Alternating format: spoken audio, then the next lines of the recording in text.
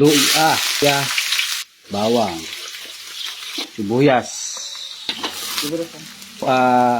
karning baboy, 400 grams. Murang baboy ngayon dito sa Bicol. Ano na lang? Balaw, alamang. Punta. Tapos tinapa. Yan ay, para lumasa na talasi. Pasayan. Tapos tinapa. Karning baboy. Tanglad. Libreng tanglad. 3 nyog. Tapos yan. Yung sahog, tapos chicken cubes. Pili yan. Asin muna. Dagdag na lang tayo mamaya. Yung santol, inugasan ko to ng siguro mga 8 beses hanggang 10 beses yan.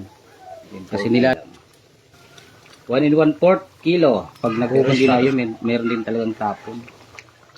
Kung dahil natin lang kahit maubos yun. Pero parang hindi ko na maubos yung yun. Meron tayong sili. Inugasan ko yun. Sugar siguro mga inugasan ko yun para di manghang.